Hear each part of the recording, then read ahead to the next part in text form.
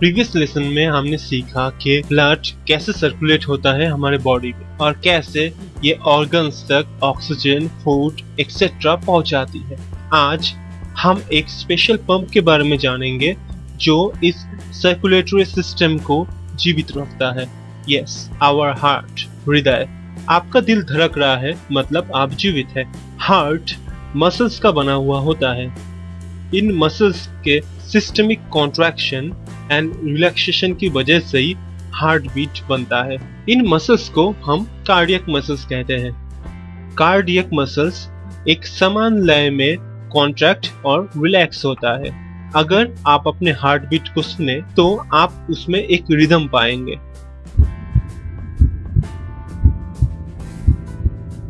असल में ये रिदमिक साउंड है क्या और ये कैसे पैदा होता है? हमारे हार्ट में 4 कक्ष होते हैं, मतलब 4 चेम्बर्स। ऊपर के 2 कक्ष को कहते हैं ऑरिकल्स और atrium, right auricle and left auricle.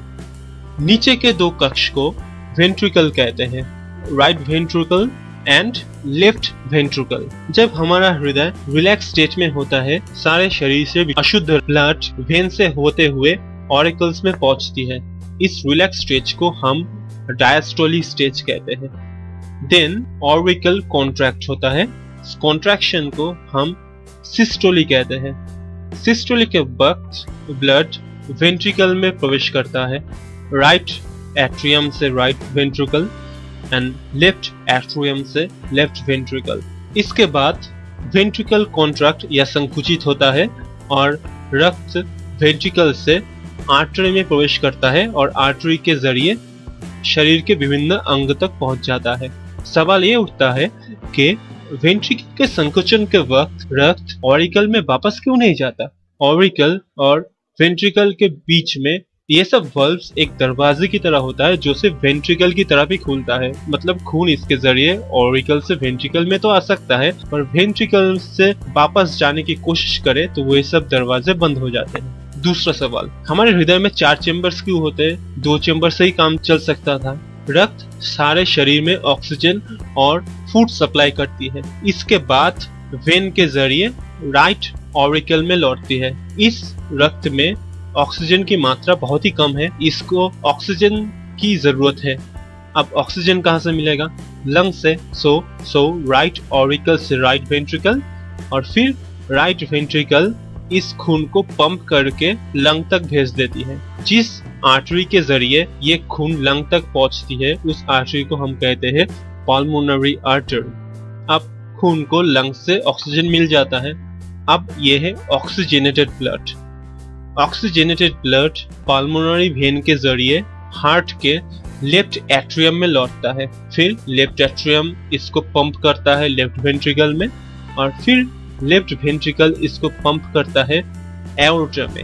Aorta से बहुत सारे शाखाएं निकलती है, जिन शाखाओं के जरिए ये विशुद्ध खून शरीर के विभिन्न अंग तक पहुंच जाती है।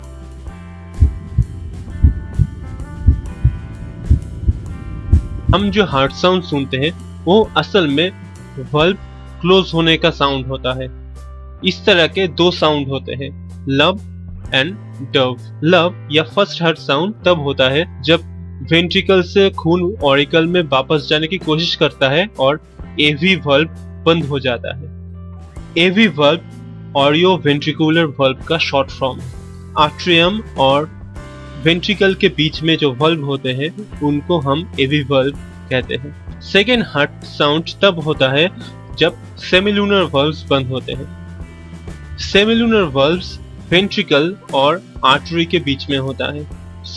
जब आर्टरी से खून वेंट्रिकल में वापस आने की कोशिश करता है तो सेमिलुनर वाल्व्स बंद हो जाते हैं और इससे दूसरा हार्ट साउंड या डब पैदा होता है। इस पूरे प्रोसेस को एक बार देखते हैं। सारे शरीर से अशुद्ध रक्त राइट एट्रियम में आता है, फिर राइट एट्रियम इसको पंप करती है राइट वेंट्रिकल में। राइट वेंट्रिकल से ये अशुद्ध रक्त जाता है लंग्स में, जहाँ से रक्त को ऑक्सीजन मिलता है। फिर शुद्ध रक्त वापस आती है लेफ्ट ऑरिकल में, फिर लेफ्ट ऑरिकल से लेफ्ट वेंट्रिकल और फिर लेफ्ट वेंट्रिकल इसको पंप करती है एओर्टा में।